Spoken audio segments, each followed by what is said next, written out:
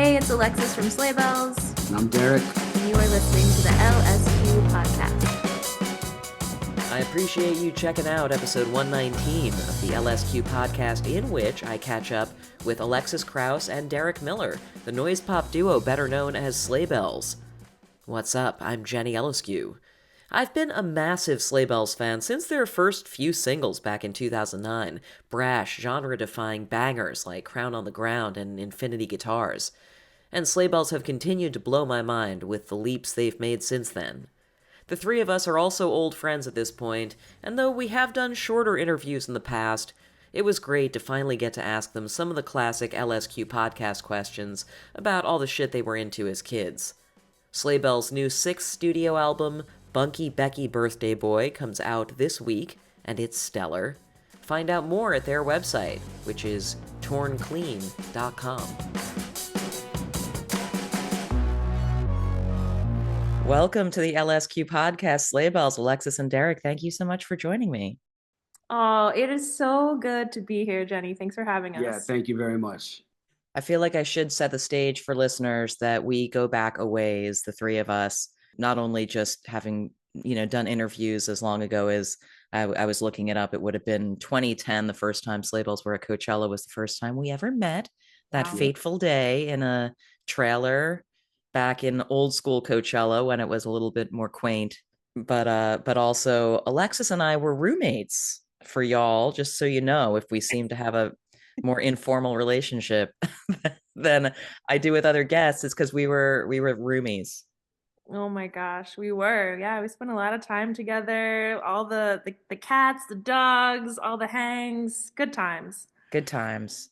So thank you so much for doing this. And, we're here to talk a bit about this new Sleigh Bells album, Bunky Becky Birthday Boy, but also about your individual histories as I do on this show, delving into all of the things that were inspiring you before Sleigh Bells was even a glimmer in anybody's eye. But first I want to just say, congrats on the new album. It's fucking great.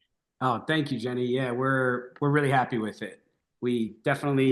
I myself kind of worked it into the ground. So it's nice to, we finally got it mastered on January 2nd after, I worked on it for a long time. So yeah, it's nice to kind of put a bow on it and be like, all right, I can't go back in, swap kicks, all the usual obnoxious stuff that we do. I think all of that work really did better the album. I think, sometimes it can be dangerous because you just lose perspective, but I think everything that Derek tried actually made things better. Yeah, I mean, I had people around me to like guardrails. Andrew Dawson is our mix engineer. We've been working with him since Bitter Rivals, so over a decade. Yeah, the deal with him was that if I ever came back to work on it and left and it was different but not better, or obviously if it was worse, he was going to call it. So yeah, each time I left, we were like, yo, it's better. All right, cool. So we kept going. I know that when I saw y'all at Just Like Heaven Fest, that would have been last May, you hinted a little bit. It was just getting me intrigued that there was stuff happening or beginning to happen. How long ago did this actually start? What were the first buds of this music? I guess, we locked the master for Texas in spring or summer of 2021. Yeah. So everything from that point on that we've worked on, obviously this isn't all of it. It's just 11 songs, I think probably out of maybe between 17 and 20. So we've had it for a while. Yeah. I think every time, if you've got 10 or 11 songs and you write 3 or 4, hopefully you bump a couple of the existing ones and they just kind of go into a pile of things that okay, there's a good idea or two in there, but this new thing is more complete. And so it's kind of just that whole process, not super different from how anyone else would do it. And we have because Derek is up here now, the way that we recorded this was, he would send me an instrumental and lyrics, and I would work on it at my place, get a super rough demo going, and then I would go over and spend anywhere from 2 hours, 4 hours, usually afternoons, evenings, and we would just hang out and record. And so it's a pretty informal process, and we don't record everything in a few months. It definitely goes over the course of like he was saying, kind of years. And it's been an odd few years for me, just with imagine that, having a baby, it kind of changes your life. And So I think we definitely had like more time to stretch things out, but it was a really beautiful process, like because it was kind of low pressure Yeah, in I that mean, sense. we my living room is my studio. It's called the Bayou, and we do everything there. So it's like she just rolls in, the doors open, Yeah. hang out, talk shit, track vocals for a while, get a rough mix going, listen back at volume, get like hyped up, Hmm. and then yeah, just do that a couple of times a month for a while. So yeah, it's not like even though it's been years, it's not like we worked on it for years. I mean, certainly Totally. not. And not that there's anything wrong with that, also. No, totally, like for sure, whatever it takes. And it's your job. I mean, this is your job. I mean, this is what, like, it just seems sometimes to me like, not to go off too hard on it, but like an oppressive idea that an artist should have albums out every 2 or 3 years. Like, Yeah. other artist friends of mine, when they have 5 or 6 years in between albums, will, when they talk about it, they seem to be conveying that there's like, I know it's been a while. It's like, it's not, Never. come on. It's a Right. freaking out. Like, this is your job. This is what the rest of us are all doing our job year after year. No, thank you for saying that. Yeah, like you can get self-conscious about it. And I mean, the fact that like, you had a kid, that definitely that tacked on a year because it Totally. would have been out a year later. And thank God for that year though, because Hmm. that's I mean, and that gave me the time to track live drums over everything and also reamp all the guitars, the live bass, not all the guitars, but a lot of them with Steve Evans, who's like legendary, mostly like hardcore and metal heavier stuff, engineer and producer I mean, I've been listening to his records since high school.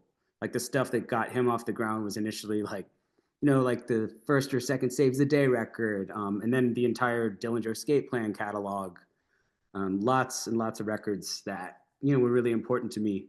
So yeah, I mean that's kind of what I did with that. I was like, okay, cool. Let me like revamp the entire like the songs are a lot of them are written, but let's just like throw a bunch of new stuff in there, go back to Andrews and create a new picture with it. And what were the first couple of songs, or what was the first song to come together to a point where you're like, okay, this is the root of an album. This is like, I can picture it. It's happening. I think maybe Bunky Pop is the one that Yeah. the newest single, and I'm not just saying it because it just came out. Like that really helped shape the rest of the record. It also created kind of a character. Like I don't want to use the word concept, to describe the record like thematically or narratively, but there is a story to it, and we definitely want the songs to work without any of that, like the context of the story. But mostly it just helped us give it shape lyrically, gave it more of a direction. Yeah. Um, Yeah, and I think, we've talked about it a little bit in the press release that came out with Bunky Pop, but that song is a tribute to Riz, and Jenny, you got to spend lots of time with Riz. And Oh, so sweet, sweet Riz, Alexis's dog. What a yeah, champ. yeah. So I think Derek, when you came to me with the idea of kind of, writing a song that was Riz's anthem, that was probably it was 2021, so it 22. was 2022, yeah. 2022. And, at that point, she had heart condition and that's ultimately how she passed. But she was, it was just like one of those things where we didn't know if it was going to happen the day after we recorded that song or if she was going to live for another, 5 years. So it was this interesting moment where he was like, how do you feel about this? How do you feel about singing the song, writing the song, knowing that there's a good chance that when we put this album out, she's not going to be with us anymore. So that was a really powerful moment too, to like think about her in the context of our writing process and, where we would be when the song came out. Yeah, and I Yeah. mean, she became, in my mind, like a person. Like truly, like what is the human form of like Riz? Yeah. Like it's kind of like this wild ass young person who we've certainly been there. And I Yeah. mean, I'm less of that now because I'm 43. But yeah, that became the character. And that's sort of like the person who's in the video. Like, what's like a young like a puppy like? They come into a room and they chew everything up, they piss on the floor, but you still love them. Like that was kind of the whole idea of like somebody that's mischievous but without any sinister undercurrents. You know what I mean? Which is like I love records like that are just like shrouded in darkness. But that's not really us. I mean, we've certainly both been there, but like you know what I mean? It's not like Nine Inch Nails is something that I think of just to use a highly visible example.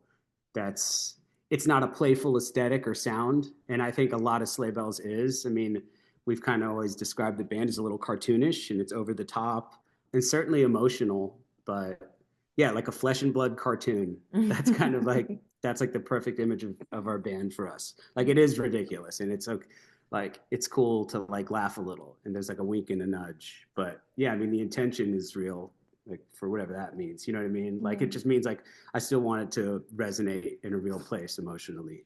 You want it to resonate? Oh no, Jenny. Resonate, no. You said that. And so what is the sort of larger story? You know, you said it's not like a concept album, it's not like a kind of shove it down your throat story, but what do y'all see as being kind of the story, the overview? I mean, basically two friends kind of just tearing through life together, all the ups and downs. Like Roxette Rick is there's this, the fourth track on the record. Yeah, the idea was like if we gave her a best friend, then we could make it a little bit autobiographical. There's tons of fiction in there as well, but that's really the story and like what happens in a friendship. Like shit's dialed, everything's fun. Like you just kind of goofing around, but like it's things are gonna go wrong at some point. Not like between the two people, but that as well, but really that's the thing, like somebody melts down and the other one has like the privilege of helping them through a terrible moment and then the tables turn and we've been through that. I mean certainly when the band started, like without getting into it, like it was like the worst year or two of my life and knock on wood there's a really good chance that stays that way. Just the timing of things. Yeah, so we've been through that and I think every tight friendship knows what that's like. Yeah, I think a lot about the moment when like I told Derek I was pregnant and I like held his hand. He thought I was telling him that I was dying. Yeah, I thought she had cancer. I'm not kidding. She's like, I don't want to laugh about it, it's serious, but I like held his hand and had just finished a session and I was like, Derek, like I have to tell you something. I was like, it's going to change everything, but it's going to change nothing. And so it was like this pretty intense moment to work through in the middle of this creative process. And then I went through some tough shit. Like I broke my shoulder my second trimester and I had this crazy surgery and then I had a crazy childbirth and just like a lot of trauma and pain. And so Derek was just there for me the whole time in just like such a beautiful brotherly way. And it made the writing of this album just like it just felt different. It felt like we reached a point in our relationship that was just like so fucking solid. And yeah, like what he mentioned, just like having each other's back and like the realest way that you can support somebody.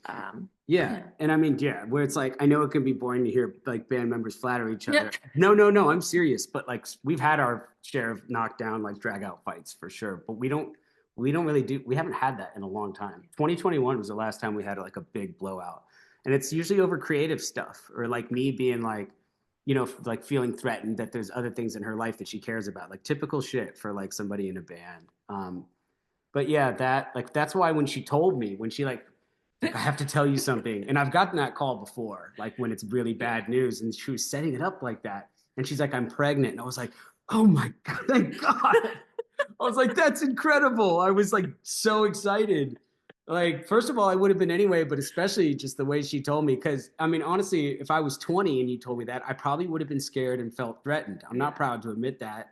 Probably even 30. But, I mean, at this stage in the band, I mean, we're about to hit year 17.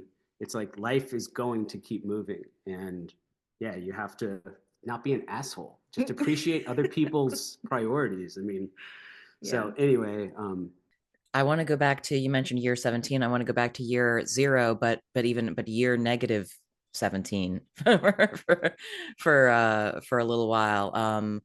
Starting with you, Alexis, what do you remember about the earliest moments that you felt a creative urge? With Derek or in general, in like life? Just in your human existence. Oh my gosh, Jenny. Whew. I think my earliest memories of music really exciting me and feeling like I could engage with it in a way, like I had something to contribute, was probably 4 or 5. My dad had this like old, just like 80s boom box with all the lights, and I would just sit there for hours and hours and sing, whether it was like Little Mermaid or Paula Abdul. And then I would start, my dad at a very young age, he's been a lifelong musician. He plays in bars and restaurants and has literally, that's always how he's made his living from the time I was born. So he would take me to gigs and I would sing with him. And yeah, I think those performances, it's funny, Derek and I were just listening to Jagged Little Pill on our way back from the city a couple weeks ago, and I was reminiscing about like all the performances I would do with my dad and like playing harmonica and singing those songs. But yeah, it was definitely through like performances with my dad and that connection that I realized like, okay, I could potentially contribute something to this. And I think having my dad, who's such a fantastic musician, like be real with me at a really young age too. Like, you know, this is something that maybe you have potential to do was maybe in some ways not the healthiest because it taught me a lot about failure at a really young age, and got me like thinking about my self-worth and my talent, for lack of a better word, which is not always the healthiest thing for a kid to think about. But anyway, I'm rambling, but fuck, I think like 5 or 6. Yeah. But what do you mean when you say it taught you a lot about failure at a young age? Because I was involved in the music industry. Like I got cast in an all-girl band when I was 10 years old. And so I was in an industry where people were, it was their job to judge you on how well you sang, how well you played, being better than you were. And so it wasn't just about your own, self-worth and your own um, self-assessment. It was very much under the guise of, other people's opinions and what could make money. And, and then being in an all-girl pop band at a young age too, like, you start thinking about, what you look like and what other people look like. And, it's, and people tell you no, right? Like you get dropped from a label, you get told that you're not good enough, you don't get a job. And so there was a lot of failure at a really young age, which I think ultimately made me a much stronger, healthier person. But I think that's because I had parents who taught me those things as opposed to teaching me that like I was a failure. So yeah, I think the music industry for a young person is just a pretty brutal place. And if you don't have the structure around you to make healthy choices, like you're gonna fucking implode. It must have been a good influence too, just having, like, as you say, your dad was doing music. He was playing gigs for money and stuff, but he was doing it for the love. He wasn't doing it as like a booming business or whatever. It's like you had this model of someone who's making it work because it's a thing that they want to do. Yeah, but the darker side of that is I had a father and still have a father who I think is one of the most talented musicians I've ever met and who never quote unquote made it, right? Like who watched a lot of people that he considered, to be lesser musicians than him make the strategic decisions in the music industry and have a lot of money and power, and he's fucking poor shit and struggling and doing it because he loves it, but also doing it because it's all he's ever known, and has been eaten up and chewed out by the business, and also has personally struggled with a lot of addiction and pain because of feeling those very feelings of like I was never good enough, or I never made it because of X, Y, and Z. So I think I saw the pure raw love and joy that music could bring, and the dedication that I would watch him. I mean, he would practice for hours every day, just so committed, but also seeing the fact that like it is just that. It is a business that is ruthless, that requires a lot of luck, a lot of strategy. And so I always had that perspective of like, this is not you. This has nothing to do with your ability. Like this is an industry, and it can really mess you up if you let it. And when you were in that phase as a kid of being in, was that Ruby Blue, the group that you're referring to? Yes. What was the what music were you actually into at that point? I was dating, I mean, my ex Tyler, I was with him from a very, very young age, and he was in a hardcore band. And so I was spending a lot of time going to hardcore shows and listening to Bad Brains on one side, and then like Rilo Kiley on the other side, and the Cranberries. But it was a combination of like heavier stuff, old school hardcore, The Clash. And to be honest, I was like embarrassed by the fact that I was singing pop music. It wasn't until later on that I like learn to love pop music because I have roots in pop music, you know, and I grew up listening to a lot of amazing pop music. But in high school, I was a little like, I would much have preferred to be making heavier music. But I never knew how to be like a heavier vocalist. Like it wasn't until Sleigh Bells that I figured out how to use my voice a little bit more aggressively. And were you, I mean, so I'm guessing you were like, you were going to shows and like punk shows and stuff like that, Oh, hardcore totally. shows. Like the women's hall in our town, you know, and then like driving up to New Brunswick and Jersey and seeing shows there. And then we started going into the city when I was, you know, a little later in high school and seeing shows in the city. But yeah, it was a lot of like, you know, just thrown together hardcore shows in people's basements and, you know, VFW halls and stuff. What are some that stand out in your memory, or is there a particular one you think of whenever you think of that period of time? Um, you know, I don't even remember the bands that were playing, but I was at a women's hall show and I remember kind of staying to the side. There was like a pretty aggressive mosh pit and it was all dudes. It was just all dudes just like in the pit going nuts. And I remember distinctly feeling this like desire to be a part of that, but also being like pretty scared and pretty intimidated and then feeling like this I was not authentic enough to like be a part of that. Like here I am, this like girl pop band and just like feeling this like very divorced reality from like I want to be a part of this energy and this feels real and what I'm doing doesn't feel authentic or quote unquote like as, you know, as creative or as raw. And I just remember like really wanting to be in a band that would make people feel that type of catharsis and have that type of energy, but also as a young woman being really intimidated by it and like not liking that feeling. And I think a lot of that really informed, especially the Sleigh Bell shows, you know, going into it, like what we wanted to cultivate in that space. And I know for Derek, it was similar. So yeah, not I don't even fucking remember the bands that were playing, but that is a like a distinct moment I remember just being like, this is really cool, but also really alienating. And like I want to kind of bridge that somehow.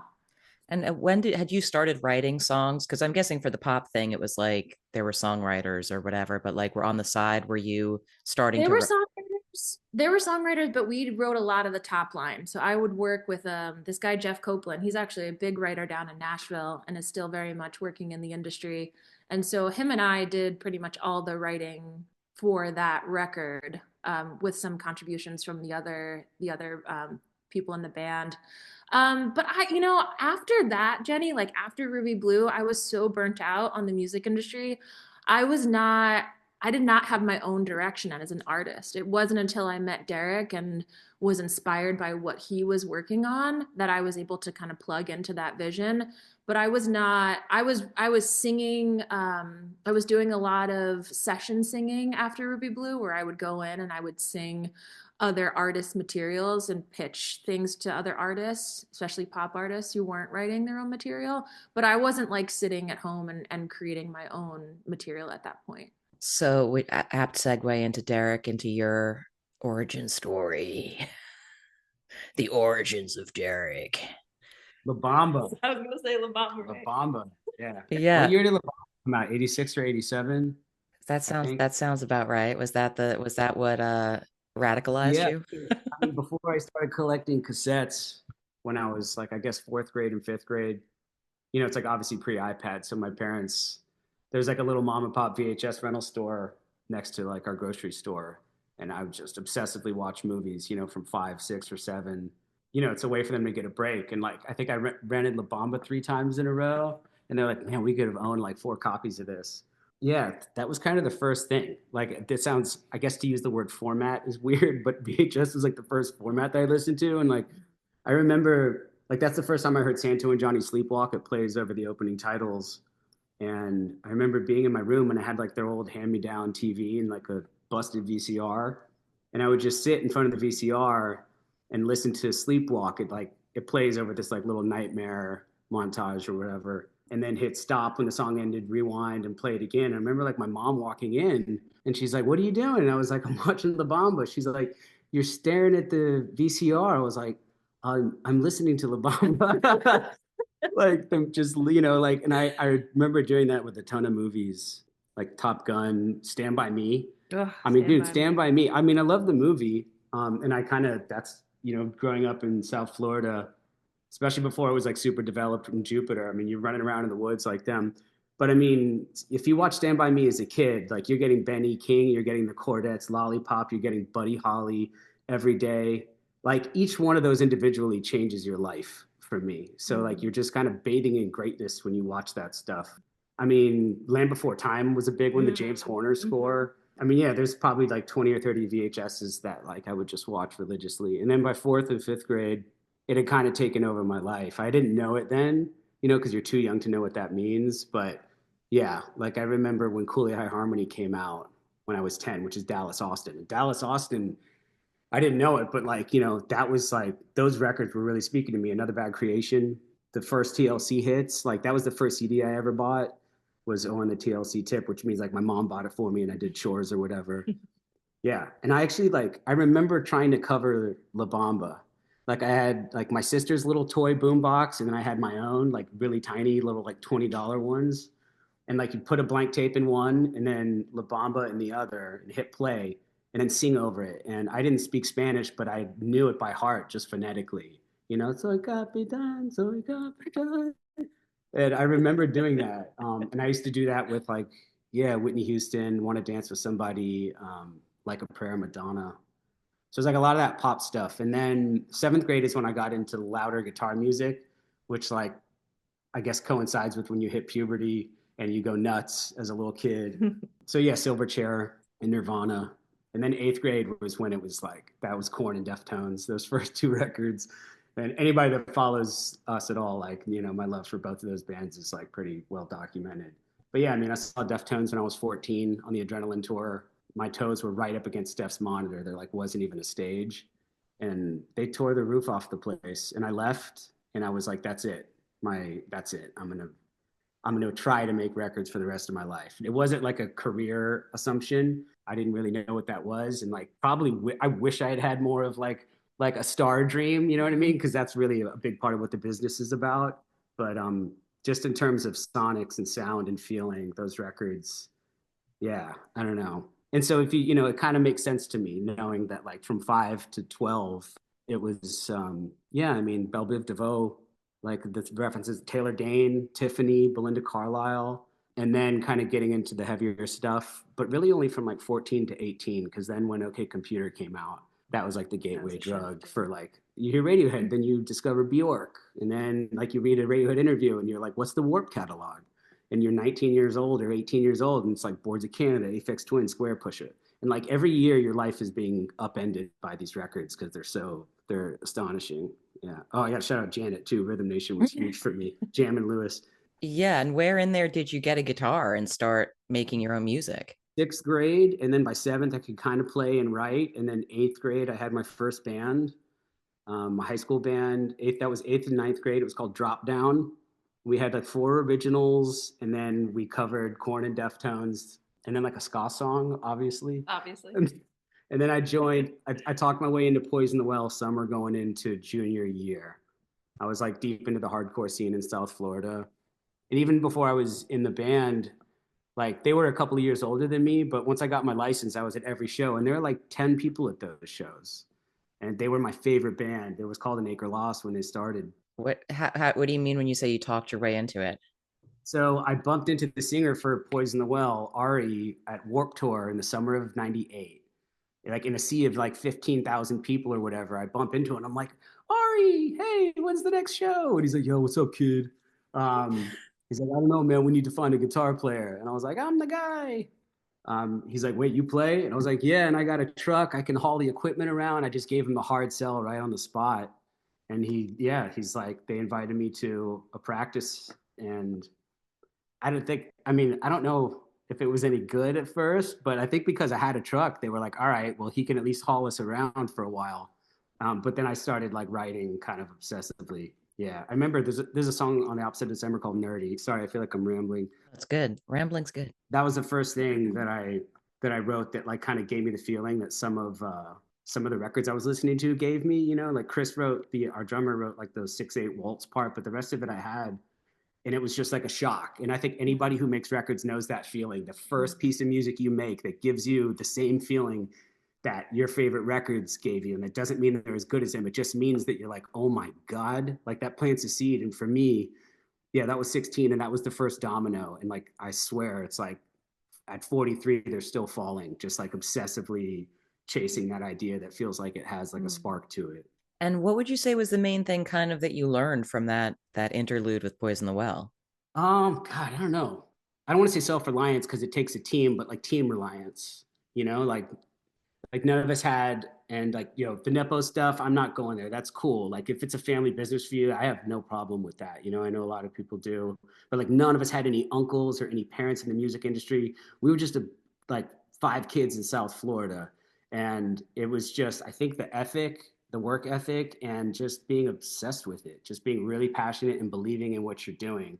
So yeah, and I'm like, I get pretty manic about this stuff. You know what I mean? And like that ended up causing problems for me later, just with like lifestyle stuff, because everything just want more and more and more. But music's the one thing where like it's an itch that I can scratch ferociously, and like things actually get better. There's nothing else in my life like that. Like you can work yourself out to death, you can hydrate to death. Music's like the one thing that, and thank God it's at the top of like the pyramid for me. You know what I mean? Because when other things would pull me away from it, then like the creative process would always bring me back. But I think that Poison the Well just like taught me that nobody comes around and taps you on the head with a wand and anoints you. Like the starting gun went off when you were born, and it's like just hustle your way. You know what I mean? If you believe, then like I don't know. I know I always just felt like it was something that I couldn't live without. Just making records, just like a really, really intense need to try to make and be a part of something that's great and beautiful. Even I know that maybe that sounds pretentious, but you know what I mean. And having departed from that experience and moved up to New York, like sort of leading up to you two meeting each other, like Derek, what were you hoping for? What were you looking for? What as the next thing, knowing that you were going to still do music, that was a given. Yeah, I had the opposite experience from Alexis because I was playing the hardcore shows, but I would go home and listen to pop records. It was like I really, the heavier stuff was like central to me from 14 to honestly 16 or 17, and then I fell out of it and I was like not that interested. It's very violent. It's like, and I love the intensity and the sensory overload, but like the rage in it. I respect it. Like to use a visible example, I love Knocked Loose. Like they're amazing, but that's not stuff that's inherent in me. For me, it's just like a lot of enthusiasm and excitement. And I think the sonics of pop records really excited me. And I was really inspired by, like, when I was 21 or 22, I was reading old Johnny Marr interviews in the NME from like 82 and 83, like really early on. And he mentions Lieber and Stoller. He's like, Lieber and Stoller, their story inspired me to go out and find my own bandmate. And like, I don't know which one, if it was Jerry Lieber went to Mike Stoller and knocked on his door, but just like, it was a cold call. And I was like, okay, who's Lieber and Stoller? And then I discovered Goffin and King and Man Wild, Jeff Barry, Ellie Greenwich. And I was like, oh my God, these teams of people wrote like all of these incredible songs, which I knew but wasn't listening to obsessively. Like I grew up listening to Leader of the Pack, like George Shadow Morton, and I grew up listening to Be My Baby. But I wasn't aware that, oh, that's like Ellie Greenwich, rest in peace, and Jeff Barry. So literally that interview with Johnny Marr changed my life. I was on the living on the West Coast, and I was like, you know what, I'm gonna move to New York. It's dense, there's more people there, and I'm going to find kind of like a creative soulmate. And like so many of my favorite vocalists are women. Like shout out dudes, love them absolutely. A lot of male vocalists that I'm into. Shout out dudes. No, but for real. But like the artists, like I mentioned, Tiffany, Belinda, Janet, Whitney, Cyndi, like Cyndi. Like I love these artists, and I also wanted to do something that was sonically aggressive, but didn't have any of the rage in it. Like there's just such a lack of music that is sonically aggressive, but still really melodic. It's like, I remember thinking that even when I was a kid, like, why doesn't Cyndi Lauper form a band with Dave Lombardo from Slayer? Like, what would that be like? And Whoa, that'd be it's just amazing. like, yeah. And like, who's going to be on synth? Like Martin Gore, like who could be on bass? James Jamerson. Like, it's like, I felt like really early on, like a musical omnivore. And I think those, like, that's all, like, those all planted the seeds for Sleigh Bells. And so, yeah, like meeting Alexis, that was the thing. I was like on a mission. And even like my friends that love me, but that are kind of haterish. They're like, well, where are you gonna? This is when I was like living in Florida right before I moved, working up the save. They're like, where are you gonna live? Where are you gonna work? How are you gonna meet somebody? And I'm just like, I'll just start knocking those things out. Found a place to live with my friend Brian Montori, who ended up doing the artwork for Jessica Rabbit. Found a job, and I was like, I'll ask every woman I meet. You know, like guys in Brooklyn go out to like have drinks and try to get laid. I would go out and like buy somebody a drink and be like, within 2 minutes, be like, hey, so are you a music fan? Like, do you sing at all or even shout or scream? And sometimes they'd be like, yeah. And I'd be like, oh man, I'm trying to form a band. Like, I'd love to play you stuff. And they'd be like, oh yeah, we'll go back. I've told this story. I'd be like, yeah, we'll go back to your apartment and listen to your music. And I'd be like, dude, I swear. They're like, just be honest. And I'm like, I'm being honest. You know what? Forget it. Have a good night. Then Alexis was the first person that wasn't cynical about it. You know, like literally, like that story of me. You know, I was her waiter. So when her mom asked me what I was doing in New York, I was like, I'm here to find a vocalist, a woman. Really, I want to form a partnership and write songs with them. And Alexis's mom was like, she's a singer.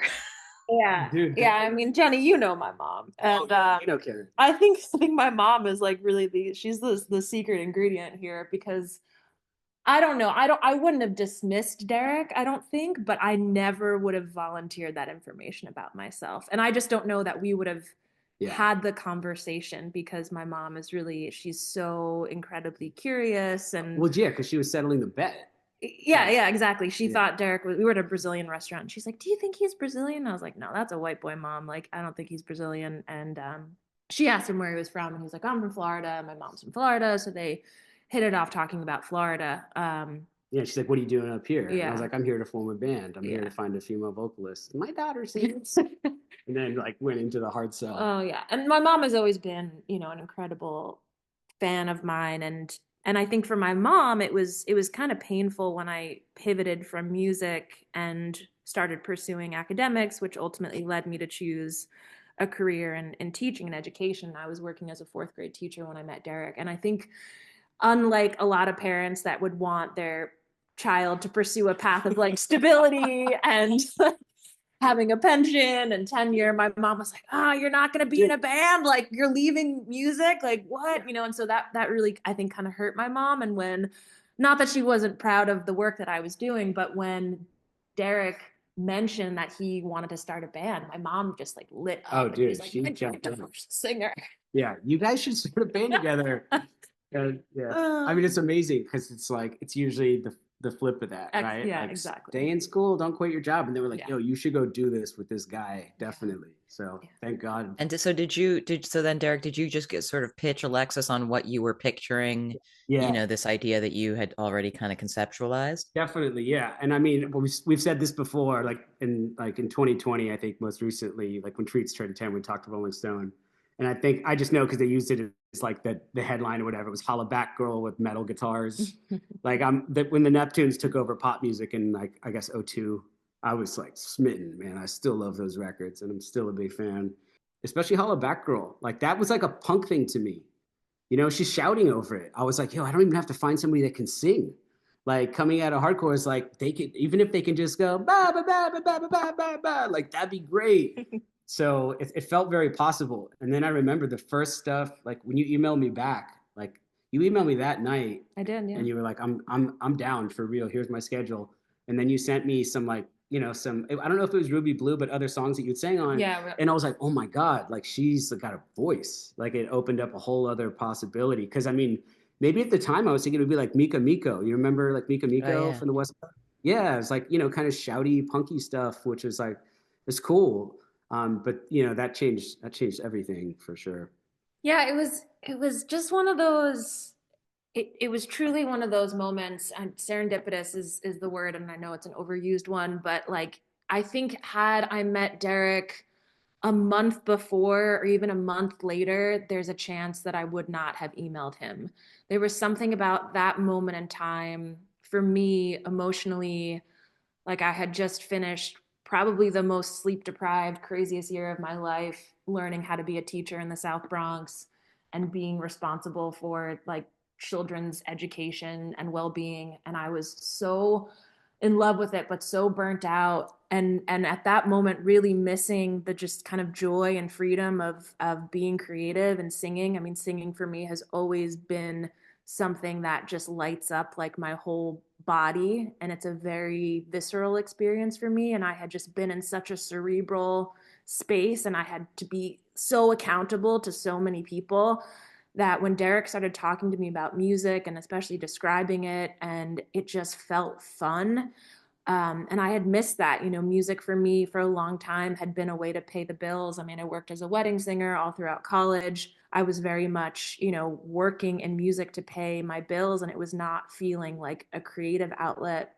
And so, something about that moment in time, I got home to my apartment that night. I was living in Greenpoint, and I'll never forget being like, I'm just going to put together like a bunch of these demos that I've done, which showed off my versatility as a vocalist, right? Like, it definitely showed off like I could sing in different ways and different genres. And I just sent it all to him. And he responded immediately. We got together on a park bench at McGorlick Park in Greenpoint, and he played me super early demos of tracks like Infinity Guitars. And I heard it and I was immediately excited by it. I think a lot of people were when they heard some of Derek's early shit. I No, mean, it I was, wouldn't say. no, it was, it felt different. It was unlike anything I had heard before, and I was excited by it. And going back to that like memory of being at the hardcore show and loving that passion and aggression, but feeling like I had no place in it because of my femininity, because of my gender, my sexuality, like just feeling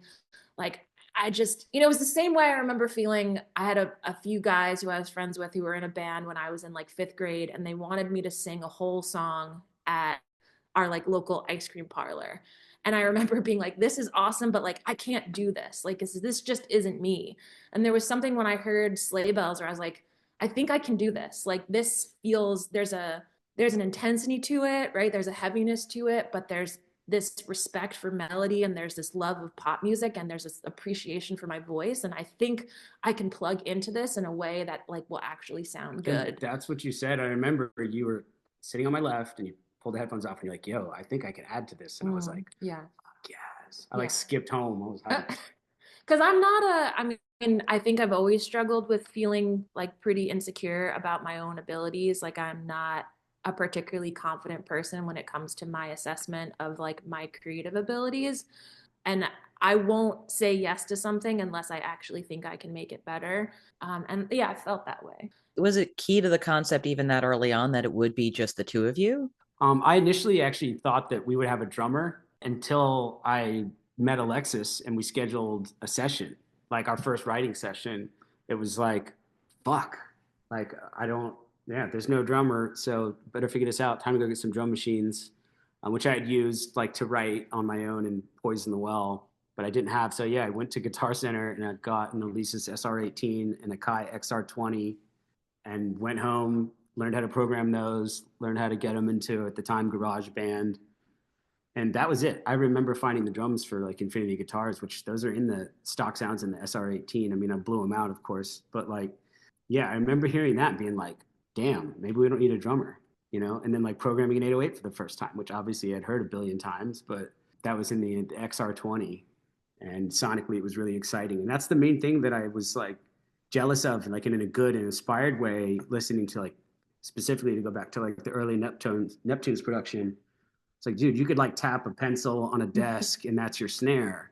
And coming out of hardcore where like you set up your kit, you mic it, you set up everything, mic it, cool, play your songs. And like we got more creative with it, like on the last Poison record that I was a part of, You Come Before You. But the sonics, man, and it's like I was craving that, and that's what my ears were really raised on. Like again, to go back to those records that kind of had me from like 6 or 7 years old to 12. Again, the Dallas Austin's production is like crisp and punchy, and then discovering Public Enemy and the Bomb Squad, and it's like it's noisy, but the way it impacts the speaker was so specific, and it was space, with like heavy guitar music. The mixes get kind of cloudy, and like it's a part of it. It's a brick wall, and like we have some of that in our records as well, especially Treats, because there's very little dynamic range. But yeah, a lot of it is about like craving the sonics of like a pop record. Yeah, am I making sense? Totally, totally. I mean, and even going into like, because I'd love to hear about what you remember about your first few shows, but I'm also, I'm curious generally, like kind of about finding your footing and kind of figuring out what the performance vibe would be. But like, did it take playing shows as a two-piece and seeing how well it worked to really commit to like, let's stick with this, this is dope? Yeah, and I think having seen, sorry, just to jump in across, like, I'd seen some Todd P shows at that point, and so it seemed that there were different ways to present your music live.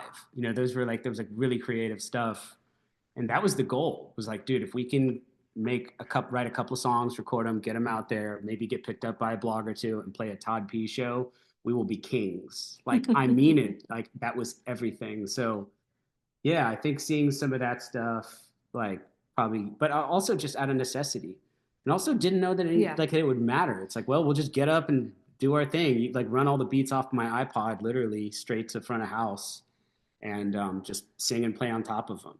Yeah, I think it was just like in those early days. I mean, I remember us rehearsing before our Union Pool show, and Oh we're yeah, like we at just that rehearsal. blow up Yeah, speakers. totally. Yeah. And I just remember like being like, well, this is really loud and it It's sounds, kind of fun. it's kind of like this wall of sound. It's the two of us just doing our thing. And, but there was, at least for me, like there was no expectation beyond just like, we're rehearsing and then we're going to go play this show. Yeah. Like I don't want to say that I didn't have a vision for it, but it just felt so moment to moment. And it was like, well, we're doing this now. And these are the resources we have, which is basically nothing. Yeah, literally nothing. We're broke. And Alexis, for you, just sort of like the dynamic of your live performance and not to say persona, because I feel like knowing you, like you're pretty much, you're like a more outgoing version of you maybe on stage, but did that take a minute to develop, the confidence in just getting up there and doing what you pictured yourself doing? Oh, absolutely. Yeah, I found that in performing Sleigh Bells, I knew I couldn't just get up there and just like stand there and look at my feet, which is what I wanted to do, right? Like I had experience performing in Ruby Blue, which was almost more like a theatrical project because we were like kind of characters. And then I had performance performing in theater where you get to hide behind the fact that like you're not you, you're a character. So for me, getting on stage as myself was terrifying. Like this idea that I had to engage people as just like Alexis Krauss just made me want to just like vomit, to be honest. And so I found that I couldn't hide up there because it just didn't make sense. Our music was loud and playful and, cathartic. And so I just kind of went into a place where I was like, all right, you just have to be this other person on stage. And I didn't think about it. It wasn't calculated. Like I didn't stand in front of the mirror and practice. I've actually never done that. Like I get on stage and it's really like, what do I feel? It's very spontaneous for me. And I think that same thing that excited me about Sleigh Bells when I listened to it on the park bench, that sort of quality that it has to just immediately engage you and invest you. I'm not saying like you immediately like it, but you immediately feel something, you have a strong reaction, is how I felt on stage. It's like my body just started responding to the music, and as you know, Jenny, like our shows are loud and it's loud on stage. And so it was just kind of like, how would I dance to this? How would I perform to this if I was completely unself-conscious? And it wasn't until a few years into performing with Sleigh Bells that I think I had the confidence in being vulnerable where I could like really connect with people and feel like I belonged on stage as myself, like I had become the person that I wanted to be on stage. Because when you're as like shy and kind of insecure as I am, like it's not tenable to go out there and just be yourself. Like that just doesn't work. I wonder, because I know that, you're an athletic person, you're into physical movement and that kind of thing. Was that kind of a conduit for you finding enjoyment like in the physicality of being on stage, was just that you like physical stuff? Yeah, no, I love movement, especially now. I mean, I would never would have considered myself to be an athlete when I was younger, but I think now I've like really worked hard at, at being strong, and, whether it's through climbing or other forms of movement. But yeah, I mean, I think for me, the rush of being on stage and getting completely winded, just completely like walking off stage and just knowing that I gave every ounce of myself and sort of feeling depleted, almost more like an athlete than, what you think of as like a typical, person getting on stage and singing. Like for me, that was definitely a big part of it. It felt really good. And like I said, it was really the only way that I could like meet the actual intensity of the music that we were making together. But now I think of our shows like almost like, Derek and I used to box together, and it's like just getting my heart racing and drenched in sweat. It's like that's when I know that I'm really in it. Yeah, it's an endurance thing. I mean, yeah. Jenny, I saw you in May, right? Yeah, last May. That show wasn't like on our calendar. Like the offer popped up, and that was right in the middle of me being in like a vegetative state at home. Usually I start training for a tour, like the previous tour, and I hadn't been on stage that out of shape in like many, many, many years. I'm serious. And within 5 minutes, I was like, this was a huge, not the show was a huge mistake, but I was like, this can never happen again. Like I felt it, it's like, it was only a 40-minute set or something, but yeah, it's a huge mistake. I mean, because are you, sorry to interrupt, but because you're going to because when does the tour for this album start? May. So I'm in full training mode. Yeah. I mean, like, it's awful. I can't eat anything fun. It's like terrible. But on the second I get on stage at the first show, I'll be like, oh man, it was all worth it.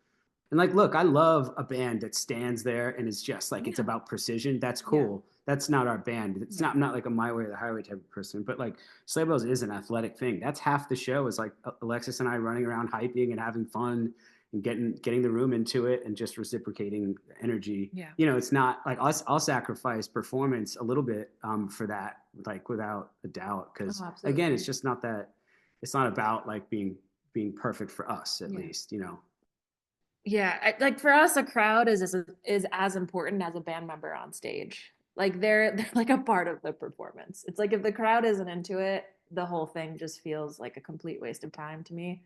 I mean, that's not to say that we aren't professionals, and obviously like we're gonna play the whole set no matter what, but like if the crowd is invested and they're having a blast, it just makes the show so much better. Yeah, I can't think of like much more outside of like writing and recording, like on a good day. Yeah, a great show where everybody in the room is on the same page is, I mean, it's fucking transcendent. It's you come off stage and it's this very surreal experience. Yeah. So I think that's a perfect place for us to wrap up. Thank you so much again, y'all, for doing this. Yeah, thank you. This was great. It's like, this is only like the second or third interview we've done for the record, and I'm psyched to do them. Yeah. Like, honestly, it's a privilege just to be able to talk about it and have a forum. So thank you. Well, and it feels like talking to a friend with you. You've always like you've been like an anchor person for our band, and it's just always easy to talk to you, and I really appreciate it. You really have, over and over again, and like from the bottom of my heart, even though we're friends, and especially I know you and Lexus, but like, thank you, dude. It means a lot. Oh, no worries, man. I'm here through and through. I'm here from the beginning to the end. May it never end. Yeah. For real though, Sleigh Bells are amazing live, so if you can get out to one of their upcoming shows, they've got North American dates starting in early May, and tickets are available at tornclean.com.